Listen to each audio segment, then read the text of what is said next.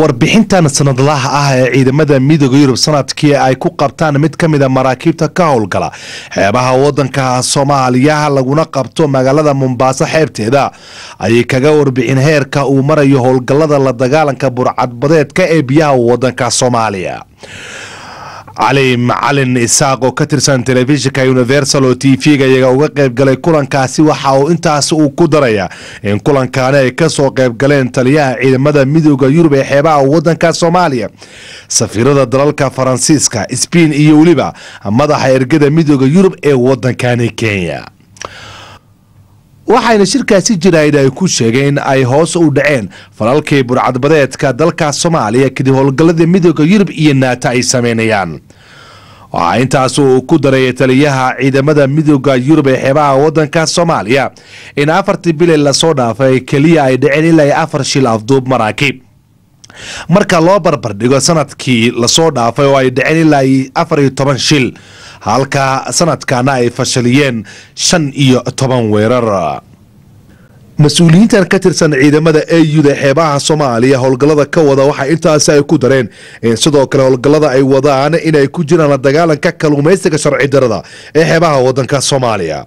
safiirka Spain u fadhiya wadanka Kenya ayaa isna dhankiisa sheegay in howlgaladani ay qayb ka yihiin ayna kaga qayb qaadanayaan 12 markab iyo diyaarado u fadhiya wadanka Djibouti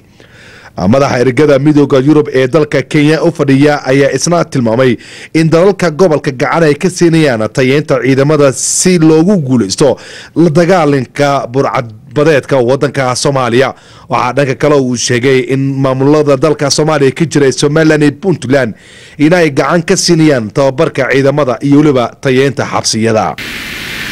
Well, during the period December 2010 and April 2011, piracy activity in the area of operation was very high, reaching the number of piracy-related events to 143, expressing the number of 28 hijacked, 59 confirmed attacks, and on the other hand, the counter-piracy forces got 20 disruption of pirate action groups. During the period of my command, that's close to finish, December 2011, March 2012, there has been a dramatic reduction of pirate activity and above all,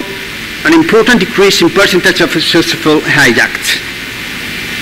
As a summary of pattern figures, the number of piracy-related events has been reduced to 53, worth mentioning only of 4 hijacked and 15 confirmed attacks. On the other hand, the counter-piracy forces disrupts up to 17 pirate action groups. The reason can explain this fact mainly due to the application of more robust measures to counter-piracy forces and the more widespread implementation of self-protection measures.